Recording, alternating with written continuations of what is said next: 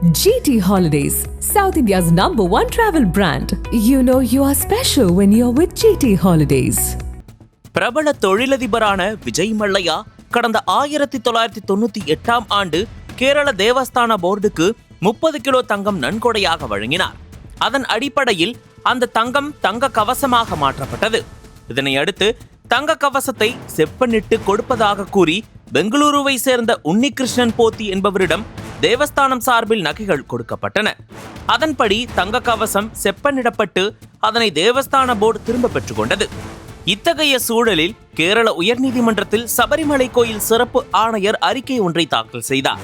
அதில் என்னிடம் எவ்வித அனுமதியும் பெறாமல் தங்க கவசம் செப்பனிடும் பணிக்கு கொடுக்கப்பட்டுள்ளது, இதில் சந்தேகம் உள்ளது என தெரிவித்திருந்தார்.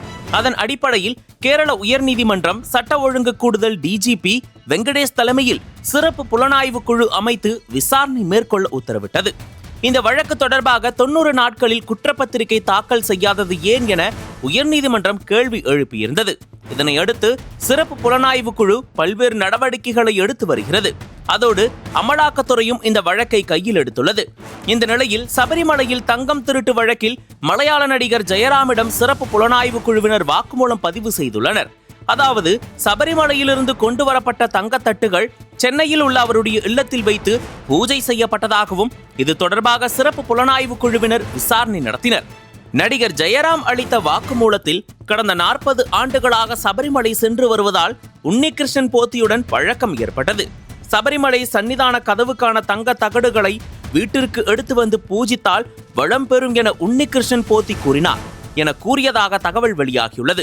இதைத் தொடர்ந்து இந்த வழக்கில் அவர் சாட்சியாகவும் சேர்க்கப்பட உள்ளதாகவும் தகவல் வெளியாகியுள்ளது. முன்னதாக இந்த வழக்கில் கைதான உன்னிகிருஷ்ணன் போத்தி நடிகர் ஜெயராம் வீட்டிற்கு தங்க தகட்டுடன் சென்று பூஜை செய்ததாக தெரிவித்திருந்ததும் குறிப்பிடத்தக்கது.